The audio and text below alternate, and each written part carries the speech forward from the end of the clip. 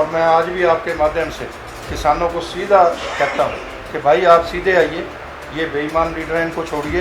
जो बात किसान हित की है वो भारत सरकार और नरेंद्र मोदी जी मानने को तैयार हैं, उसने करवाई।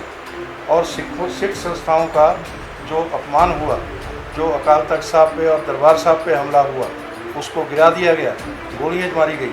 और उसके बावजूद कैप्टन अमरिंदर सिंह की ये कला है कि उसी कौम से वोट लेके उसी पंजाब में दूसरी बार सरकार बनाई है। पंजाबियों के लिए अपमान वाली बात है कि यहाँ कांग्रेस सत्ता में है जिसने सिखों की नस्ल कुशी की हो। नमस्कार जी, आप देख रहे हैं राष्ट्रीय खबर। मैं हूं आपके साथ मधुराना। चुनाव के दिन बिल्कुल पास हैं। हर एक पार्टियों में शतरंज की तरह चालें चली जा रही हैं। उठा बैठक आए दिन कोई ना कोई आपके सामने कोई खबर आ रही है। और उसी सिलसिले में हमारे साथ बात करने के लिए इस समय बीजेपी के जाने माने चेहरा, बीजेपी के लीडर हरजीत ग्रेवाल जी हमारे साथ हैं।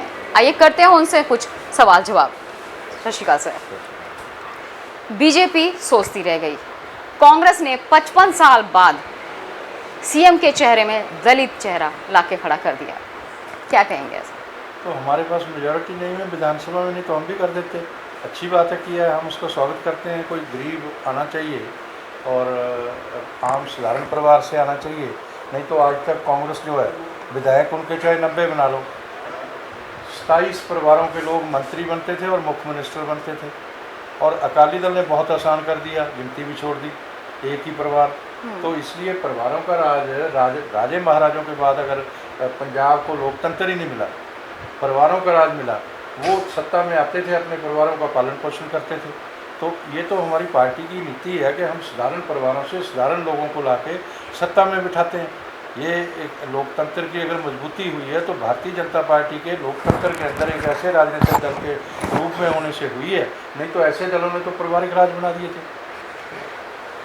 दलित चेहरा जो है सामने लाया गया सीएम के रूप में, बार बार जो है दलित बोला जा रहा है उनको। तो ये क्या है, शतरंज की चाल है चुनाव के लिए, या फिर जाति पाति का जो भेदभाव उठाया जा रहा है? नहीं, अनुसूचित जाति बोलने के लिए कहा गया है, संवैधानिक तौर पे तो वो बोला जा सकता है। अब गरीब जो है, अगर मैं साधारण गरीब किसान का बेटा हूँ तो मेरे को तो इसमें फ़ख्र है कि मेरे माँ बाप ने कोई हेरा फेरी नहीं की। ये तो सुखबीर बादल बताएंगे कि 80 रिजॉर्ट पूरी दुनिया में कैसे हो गया अरबों के। ये तो कैप्टन अमरिंदर सिंह बताएंगे ये सारा कैसे हो गया, तो मेरे को तो बताने की ज़रूरत नहीं। कई मीडिया वाले कई बार नाराज़ हो जाते हैं, तो वो मेरे बारे में बहुत कुछ बोलते हैं, मेरे इलेक्शन उसमें से निकाल के इतने करोड़ की प्रॉपर्टी इतने की है। वो 30-40 साल पुरानी मेरे बाप दादा की है। मैंने कहा भैया जो कर सकते हो करो।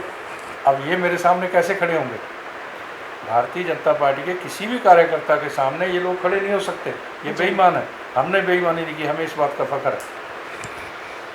आम आदमी पार्टी का काफ़ी दबदबा हो रहा है। बीजेपी इलाक्षी जो चुनाव है वो किस तरह से खेलेगी? आम आदमी पार्टी का कहाँ दबदबा है? काफिला दिन पर दिन बढ़ता जा रहा है। गलतफहमी है, काफिला कुछ नहीं बढ़ रहा उनका।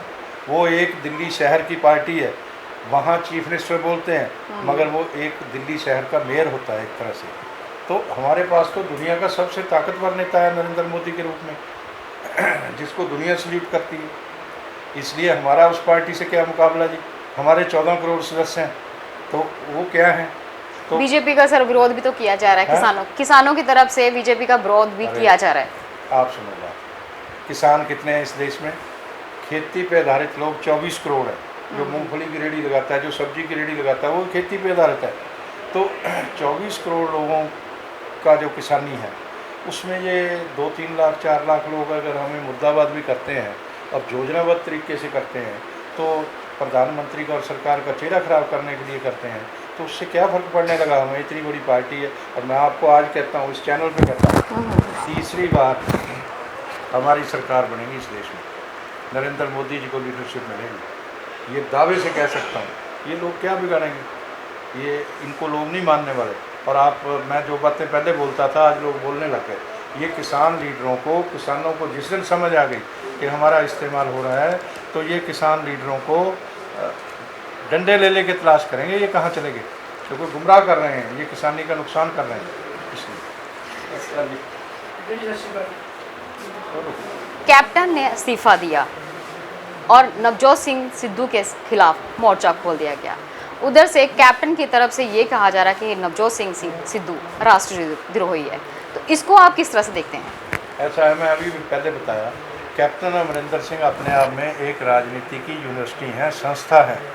दो लोग पंजाब में जिनको मैं लीडर मानता हूँ, उसमें एक सरदार प्रकाश सिंह बादल और दूसरे कैप्टन अमरिंदर सिंह। और कैप्टन अमरिंदर सिंह जो हैं, उनकी एक कला है, उनसे तो राहुल गांधी को और प्रियंका को, सोनिया गांधी को चाहिए था कि उनकी यूनिवर्सिटी में राजनीति सीखने भेजती।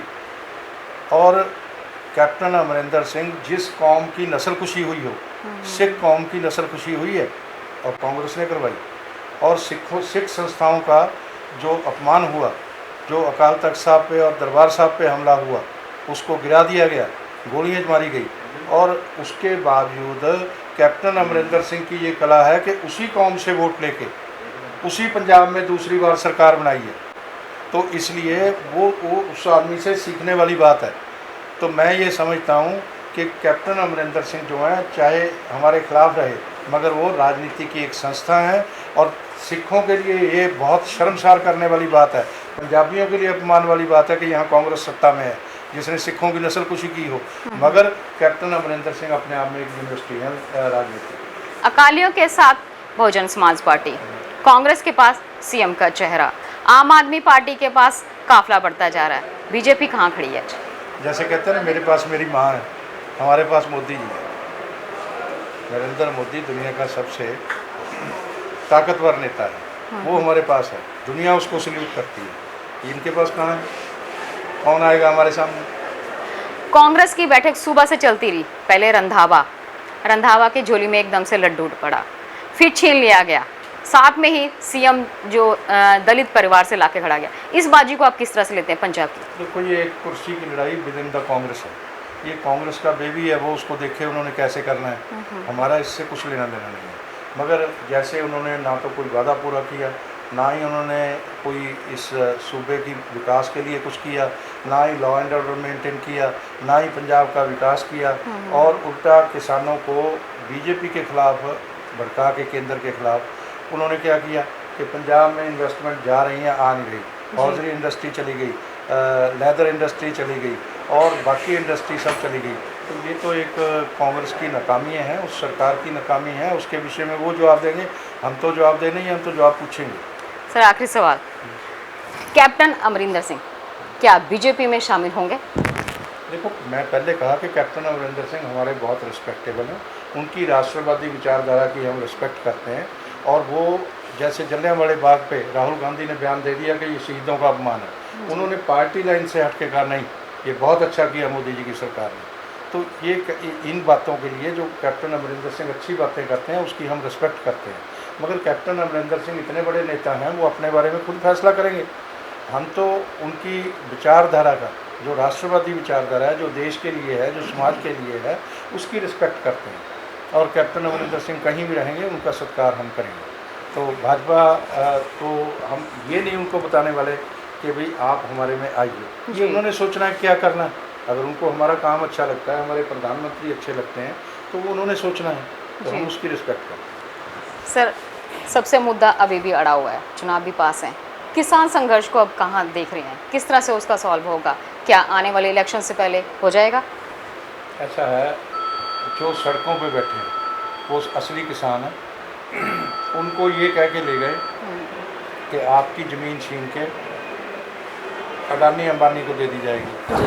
तो जब जट को बोलो मैं भी जट हूँ, जब किसान को बोलो कि तेरी ज़मीन छीन लेंगे, तो वो कहता हूँ या तो मरूंगा या मारूंगा, वो मरने मारने पे होके गए। मगर ये जो किसान लीडर हैं, ये बेईमान है, और उसमें सारे किसान लीडर बेईमान नहीं है। उन्होंने किसान का कंधा तलाश कर लिया और मोदी जी का और सरकार का चेहरा ख़राब कर रहे हैं, भाजपा का चेहरा ख़राब करने की कोशिश कर रहे हैं, एक साजिश है। और मैं आज भी आपके माध्यम से किसानों को सीधा कहता हूँ कि भाई आप सीधे आइए, ये बेईमान लीडर हैं, इनको छोड़िए। जो बात किसान हित की है वो भारत सरकार और नरेंद्र मोदी जी मानने को तैयार हैं। आज भी अगर वो चाहें तो 1 घंटे में ये सारी बात ख़त्म हो जाएगी। ये बात ख़त्म नहीं करना चाहते, ये तो सियासत से प्रेरित आंदोलन है। ये तो 2024 का चुनाव लड़ने के लिए आए हुए हैं, लोकसभा का। तो ये चंद कम्युनिस्ट जो हैं, कुछ लोगों ने इसको गुमराह कर दिया। तो और कुछ नहीं है, किसान के हम साथ हैं। मोदी जी किसान हेतु प्रधानमंत्री हैं, हमारी सरकार भी किसान हेतु। सर किसान ही कहते हैं कि बार बार हमें आतंकवादी कह के हमें छेड़ा जा रहा है, ताकि हम लोग किसान ही कह रहे हैं कि हमें बार बार जो है आतंकवादी का नाम दिया जाता है, जिससे कि हमें बौखलाया जाता है। कि राज्यपाल की मीटिंग हुई थी, उन्होंने भी कहा था कि हमें बार बार। मैं जवाब देता हूँ उसका। राज्यपाल से झूठा इंसान ही कोई नहीं इस दुनिया में। राज्यपाल जी ने क्या किया, उनको कहा कि ये इस आंदोलन में खालिस्तानी घुस रहे हैं, मत घुसो। दूसरे दिन जब धमकी मिली तो 35-40 गनमैन लेके घूम रहा था, और फिर उनसे माफ़ी मांग के ठीक किया। फिर वो रुलदू सिंह खूंडे वाला मेरे इलाके का ही है, तो क्या हुआ, उसने कहा ये गलत लोग हैं, ये खालिस्तानी घुस गए हैं, तो उसके टेंट भी तोड़ दिए, उसके लोग भी जख्मी कर दिए, उसका अब खूंडा भी टेढ़ा हो गया, अब नहीं बोलता दोबारा। तो जो उन्होंने कहा, हमने थोड़ा कहा, बीजेपी नहीं कहती, वो तो खुद को खुद ही बोल रहे हैं।